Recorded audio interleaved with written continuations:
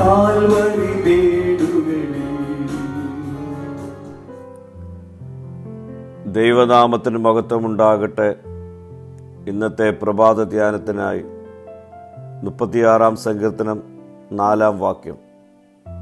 അവൻ തൻ്റെ കിടക്കമേൽ അകത്യം ചിന്തിക്കുന്നു, കൊള്ളരുതാത്ത വഴിയിൽ അവൻ നിൽക്കുന്നു, ദോഷത്തെ വെറുക്കുന്നതുമില്ല.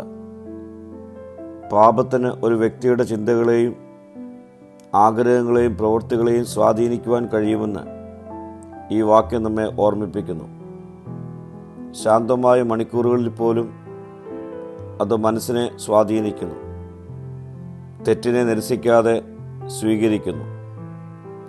വിശ്രമസ്ഥലമാകേണ്ട കിടക്കമേൽ പോലും ദോഷം ആസൂത്രണം ചെയ്യുന്നു. നമ്മുടെ ചിന്തകളെ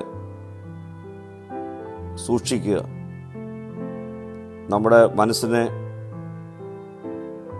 കീഴടക്കുന്നത് നമ്മുടെ പ്രവർത്തനങ്ങളെ രൂപപ്പെടുത്തും. തിന്മയെ നന്മ കൊണ്ട് തോൽപ്പിക്കുക.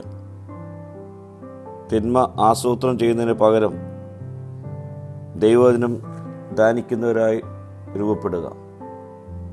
പ്രിയ സ്നേഹിതരെ, നമ്മുടെ ഹൃദയത്തിൽ നാം പരിശീലിക്കുന്നത് നമ്മുടെ ജീവിതത്തെ നയിക്കും. പാപകരമായ പദ്ധതികളേക്കാൾ നമ്മുടെ ചിന്തകളെ ദൈവവചനം കൊണ്ട് നിറയ്ക്കുവാൻ തീരുമാനിക്കുക. കാരണം ഒരു മനുഷ്യൻ തൻ്റെ ഹൃദയത്തിൽ ചിന്തിക്കുന്നത് പോലെയാണ് ജീവിതത്തിൽ പ്രവർത്തിക്കുന്നത്. ഈ നാളുകളിൽ ദോഷം ചിന്തിക്കാതെ നന്മ പ്രവർത്തിക്കുന്നവരായി നമുക്ക് രൂപപ്പെടാം.